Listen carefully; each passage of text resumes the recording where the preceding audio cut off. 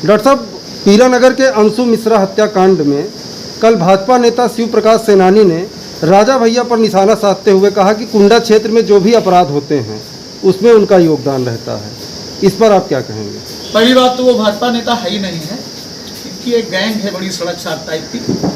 ये बसपा में थे, वही गैंग आ गई है पूरी, लखनऊ से लेके यहाँ तक इनकी गैंग है। और वो गैंग अपने काले कारनामों को छिपाने के लिए, माफियागिरी करने के लिए खुद भी इन्होंने भाजपा ज्वाइन की। रही बात तो पीरानगर हत्याकांड की, आप बताइए कि उस लड़के का पूरा इतिहास, उस परिवार का पूरा इतिहास देख लीजिए। सीधा साधा लड़का, एक गरीब ब्राह्मण घर का लड़का और बिना माँ बाप का लड़का। उसकी किसी से कोई दुश्मनी नहीं थी समाज में किसी भी तरह की, और कोई उसका पॉलिटिकल कैरियर नहीं था कि कोई राजनीति में था। और इस तरह 93 से लगातार विकास मतों से हम लोग जीतते चले आ रहे हैं। आज तक एक भी रिवेंज की कोई घटना हमारा नेता आदरणीय राजा भैया इस तरह का कोई काम नहीं करते हैं।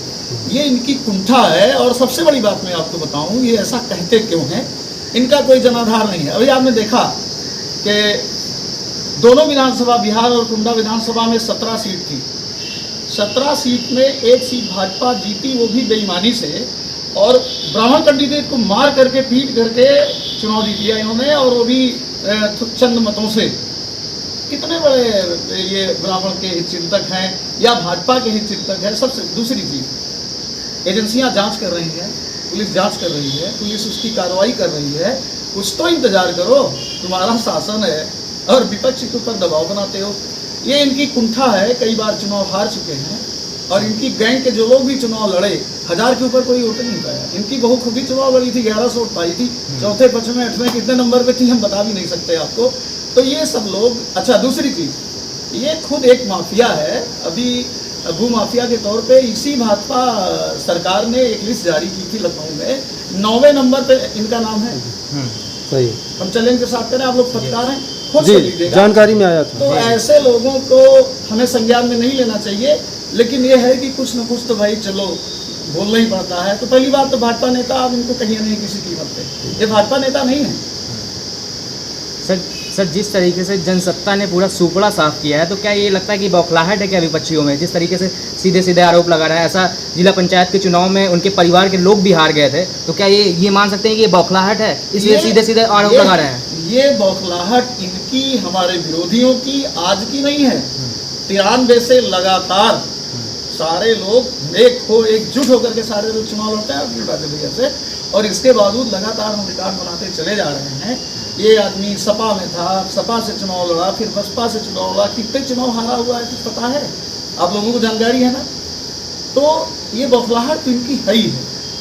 इस तरह जनाधार विहीन लोग हैं, और आदरणीय राजा भैया के जनाधार को देख करके, इसको जातिवादी रूप दे करके, और ब्राह्मण, ठाकुर, यादव, ठाकुर, इस तरह करके ये सारे लोग इसी पे सवार हैं।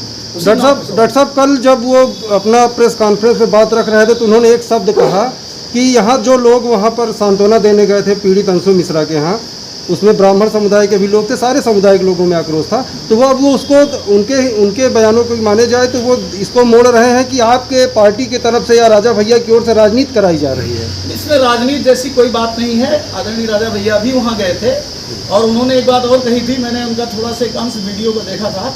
उन्होंने कहा कि इसके अलावा राजा जहाँ हत्या होती है वहाँ कहीं नहीं गए। जिसको इतनी तमीज़ नहीं है, जिसको ये पता नहीं है कि किसी भी दुख में जनता, चाहे जो हो, किसी भी पार्टी का हो, अगर उसे दुख पड़ता है तो हमारे नेता आदरणीय राजा भैया उसके यहाँ जाते हैं, उसकी पूरी सहायता करते हैं। और जात बिरादरी का जैसा कुछ यहाँ पे है नहीं। इनको एक चीज़ ये भी नहीं पता कि कुंडा विधानसभा में सबसे ज़्यादा संख्या ब्राह्मणों की रही है हमेशा से।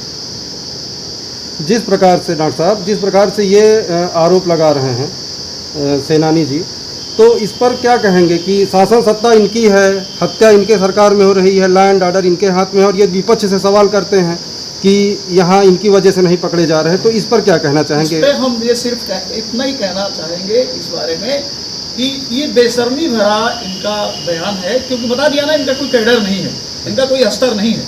हम तो मतलब मुझे बड़ी शर्म लग रही है, मुझे बड़ा अफसोस हो रहा है कि भाजपा जैसी बुद्धिजीवी पार्टी ऐसे जैसे टुटपुंजिया टाइप लोगों के बयान को सुनने के बावजूद भी संज्ञान नहीं लेती और दलाली करने के लिए लोगों को छोड़ के रखा हुआ है। आप बताइए कि पत्रकारों ने लिखा कि सन 2020 में अगस्त में गुंडा एक्ट की कार्रवाई कुंडा पुलिस ने की थी और आज तक उस पर कोई कार्रवाई इन लोगों के खिलाफ नहीं हुई। और हम लोग जब गए तो हम लोगों ने ये भी मांग रखी है, हमारे नेता ने भी मांग रखी है और हमारे जितने भी कार्यकर्ता हैं जनसत्ता दल लोकतांत्रिक पार्टी ने रखा है कि पूरे के पूरे केस इनके खुलने चाहिए और पूर्ण रूप से कार्रवाई होनी चाहिए, चाहे दंडात्मक कार्रवाई किसी भी तरह की कार्रवाई करें। जनसत्ता दल प्रशासन के साथ पूरी तरह से है इस मामले में। सर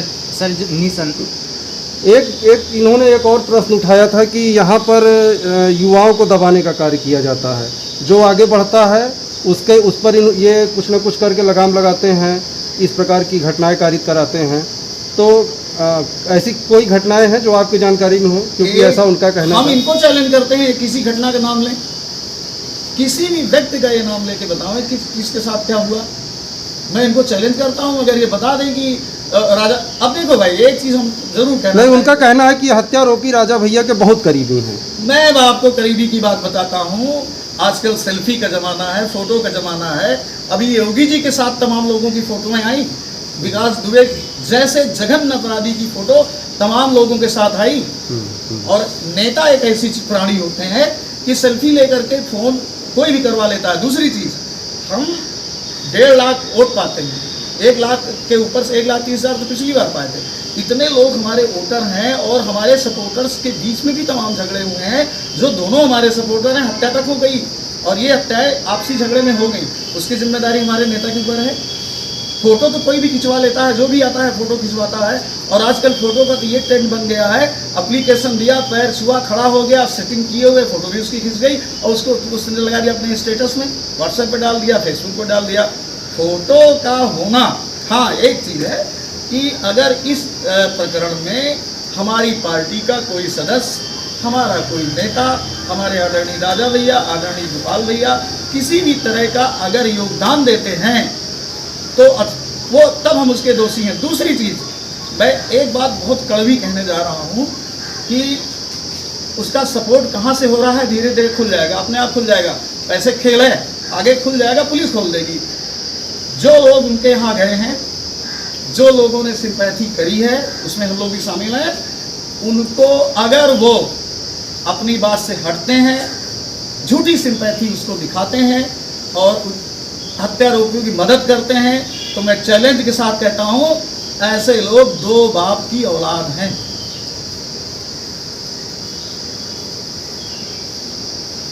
डॉक्टर साहब, निसंदेह हमें ये पता है, यहाँ के लोगों को भी पता है कि राजा भैया का समर्थन सभी को रहता है और सभी के दरवाजे उनके लिए खुले रहते हैं। वो बिना जाति धर्म संप्रदाय के वो सभी का विकास करते हैं, इसमें कोई दो राय नहीं है, सभी जानते हैं। और इसका परिणाम ये है कि वो लगातार जीतते भी हैं, वो रिजल्ट बताता है। तो अभी इस बीच जो घटनाएं होती हैं उसमें हम देखते हैं कि सोशल मीडिया के ज़रिए और भी दूसरी जगह जो लोगों को बांट दिया जाता है, जाति धर्म के नाम पे बांटा जा रहा है। इस घटना में भी देखा जा रहा है कि ब्राह्मण और जो दूसरे समुदाय हैं उसको अलग किया जा रहा है, बदनाम किया जा रहा है। तो इस बारे में आप इसको कैसे क्लियरिफाई करेंगे और इस बारे में आप क्या कहना चाहते हैं? आपकी टीम इस पर कैसा काम कर रही है कि इस तरह से डिवीज़न ना होने हम पाए? आपको बताते हैं कि किसी भी बिरादरी का आदमी हो, चाहे वो ब्राह्मण हो, चाहे यादव हो, चाहे पटेल हो, चाहे ठाकुर हो, अगर अपराधियों के पक्ष में कोई बयान देता है, उनकी सफाई पेश करता है, चूंकि राजा भैया न्याय प्रिय हैं, तो ये आप मान के चलिए कि वो राजाद्रोही है, वो राजाद्रोही है। अन्याय के खिलाफ राजा ने हमेशा लड़ाई लड़ी। 93 में राजनीति में ही इसीलिए आए, इतना ज़्यादा यहाँ अन्याय जितने लोग बोल रहे हैं, घर से नहीं निकलते थे, बड़ी बड़ी चीज़ें होती थी, इतनी गुंडागर्दी दुनिया भर की चीज़ थी, कहाँ है आजकल के नौजवानों को बिल्कुल पता नहीं है, बच्चों को पता नहीं है। अगर उस समय वो पैदा हुए होंगे तो आज 29 साल के हो गए। बुजुर्गों से आप पूछिए कि जब राजा भैया ने 93 में चुनाव में कदम रखा था, राजनीति में उन्होंने कदम रखा था, गुंडा की क्या हालत थी, बहू बेटी की इज्जत बचना मुश्किल था, सरेआम कत्लें हो जाया करती थी, लेकिन उन्होंने समाज को एकजुट किया। और ये मैं नहीं कहता कि उन्होंने सब संभाल लिया, उन्होंने समाज के लोगों को मजबूती प्रदान करी, लोगों ने अपना संघर्ष किया और सबको इतनी शक्ति दे दिया कि इस तरह की शक्तियों से वो लोग लड़ने के लिए उन्होंने आम जनता को जागरूक किया, उनको शक्ति दिया। आज सारे लोग सक्षम हैं और सक्षम हो करके आज वो अपनी लड़ाई को लड़ने के लिए तैयार हैं। ये तो बाहरी लोग आ गए हैं, गुंडा को इतना मजाक और हलवा समझ के रखे हैं, कुछ लोगों को बरगलाया। एक बात और मैं कहना चाहूँगा कि सेनानी एंड कंपनी एक चिट फंड खोलते हैं, जैसे चिट फंड कंपनी होती है ना, तो बसपा नाम की चिट फंड कंपनी खोल करके ये बसपा के शासन के दौरान कुंडा में आए, इन्होंने चिट फंड खोला और तमाम लोगों को मेंबर बनाया और मेंबर बना करके चुनाव लड़े और चुनाव लड़के ये हार गए बहुत बुरी तरह से, ये चले गए, उसके बाद लौट करके नहीं देखे। मुझे तो अफसोस होता है, स्पेशली मैं अपने समाज ब्राह्मण समाज के बच्चों को कहना चाहूँगा कि इनके चक्कर में कतई वो दूसरी chit fund company Bharatiya Janata party के रूप में घुस करके उसमें फिर एक कंपनी इन्होंने खोल दिया है। अब भारतीय जनता पार्टी के शासन का उपयोग करके हमारे बच्चों को बरगला रहे हैं। हमको एक चीज़ बता दें कि 2-3 लोगों को छोड़ करके इसका फ़ायदा कौन लेता है? वही लोग बसपा में फ़ायदा लिए, आर्थिक फ़ायदा लेकर के इन लोगों के सहारे आज भारतीय जनता पार्टी में 4 गाड़ियाँ लेकर के घूम करके ये सहायता ले रहे हैं और किसी भी गरीब वर्ग की, किसी गरीब ब्राह्मण को पढ़ाई में मदद किया, किसी भी किया। हमारे यहाँ तो राजा भैया के यहाँ खुला है, मैंने तो मंच पे ब्राह्मण सभा में भी ये बात कह दी थी कि जो भी गरीब परिवार, राजा बिरादरी की बात नहीं है, लेकिन चूँकि ब्राह्मण महासभा का प्रोग्राम था और मुझे वहाँ आमंत्रित किया गया था, तो मैंने कहा था कि ब्राह्मण समाज की जो भी लड़की इस लायक है, गरीब ब्राह्मण है, शादी नहीं कर सकता, आदरणीय राजा भैया उसकी शादी करवाएंगे। ब्राह्मण समाज का जो बच्चा पढ़ने में तेज है या नहीं तेज है, पढ़ना चाहता है और उसके परिवार की ये स्थिति नहीं है कि उसकी शिक्षा सुचारू रूप से दे सके, मैंने ये कहा था, आदरणीय राजा भैया की तरफ से कहा था और कि उसकी शिक्षा का पूरा व्यवस्था करेंगे। राजा भैया कोई वर्ग नहीं देखते, आप जाके देख लीजिए, चाहे किडनी का मरीज हो, चाहे कैंसर हो, भगवान न करे किसी को कैंसर हो, किसी भी तरह की बीमारी का कोई भी आदमी आता है, चाहे वो जिस बिरादरी को हो, क्या वो बिरादरी देख करके उसकी मदद करते हैं? और आपको एक बात मैं डाटा बता के देख रहा हूँ कि उन बीमार लोगों को या ज़रूरतमंद लोगों की मदद करने की बात कर लें और संख्या की अगर हम बात करें तो उसमें सबसे कम ठाकुर की नगर संख्या है। बाकी और गैर बिरादरी तो राजा भैया की राजनीति में एक राजा भैया परिवार है, उस परिवार में हर बिरादरी के लोग, हर वर्ग के लोग, हिंदू, मुसलमान, बैकवर्ड, फॉरवर्ड, शेड्यूल, जितने भी लोग हैं सारे के सारे लोग उनके परिवार के सदस्य हैं और कभी भी जात बिरादरी की नेता राजनीति हमारे आदरणीय राजा भैया ने कभी नहीं किया। डॉक्टर साहब, एक आखिरी सवाल है। अंशु मिश्रा हत्याकांड पर अब जिस प्रकार से राजनीतिक रोटियां सेकी जा रही हैं, भाई आपके क्षेत्र का मामला था, आपका पूरा जनसत्ता दल परिवार, क्षेत्रीय लोग, समाज के लोग पहुंचे, जिस प्रकार हुआ पीड़ित परिवार को सांत्वना दी। अब उसके बाद जिस प्रकार रोज़ कोई न कोई राजनीतिक दल पहुंच रहा है, और तो इस पर आप क्या करेंगे? क्षेत्र आपका है, आप लोगों ने यहाँ मेहनत की है, तो इस पर किस प्रकार लगाम लगाई जाएगी? इस पर लगाम तो हम नहीं लगा सकते, इसलिए कि उनके मुंह हैं और वो सिर्फ राजनीति करने जा रहे हैं, क्योंकि इतने दिन बीत गए। अगर अब कोई जाता है और हम लोगों के रिएक्शन के बाद ही ये लोग नेता वाला पहुँच रहे हैं, सिर्फ दिखाने के लिए जा रहे हैं। ये खैर हमसे उससे कोई मतलब नहीं है, ये जाएँ सहायता करके आएँ। हमारे यहाँ के सांसद हैं, भाजपा के सांसद हैं, हम लोगों ने 50 लाख रुपए आर्थिक मदद की मांग की है, शस्त्र लाइसेंस की भी मांग की है और कड़ी से कड़ी सजा तीन मांगे हमारी हैं, उनमें से इनका शासन है। अभी हमारे थोड़ी दूर पे बसरौली एक गांव है, वहाँ पे एक लड़के की हत्या हो गई, उसने लड़ाई झगड़ा किया था होटल में इलाहाबाद में, उसको 50 लाख रुपए तुरंत जो है भाजपा सरकार ने दिया। और ये तो कोई लड़ाई भी नहीं होती, इसमें तो सीधे गोली मारी गई है।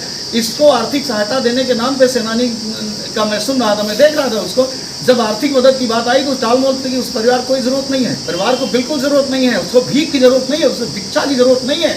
लेकिन जब सरकार दूसरे लोगों को दे रही है तो क्यों न ब्राह्मण समाज के एक आदमी मारा गया है कि दे। हमारे राजा भैया की मांग भी तो यही थी कि अगर कोई पीड़ित है उसको भी मुआवजे दिया जाए, उसको भी पैसा दिया जाए, हमारी पार्टी की नीति में आता है। तो हमने 3 मांगे रखी है।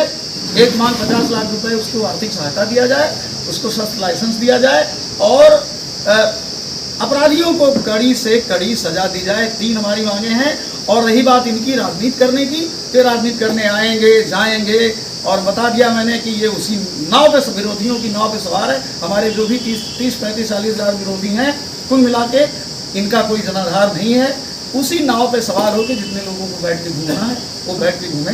भगवान को सब बुद्धि दे। जिस प्रकार अभी थोड़ा सा आपने ब्राह्मण पर चर्चा किया, तो एक सवाल और थोड़ा सा आया कि जिस प्रकार उनसे सवाल किया गया, कुछ पत्रकारों ने सवाल किया कि भाजपा सरकार में सबसे ज़्यादा ब्राह्मणों की हत्या हुई है।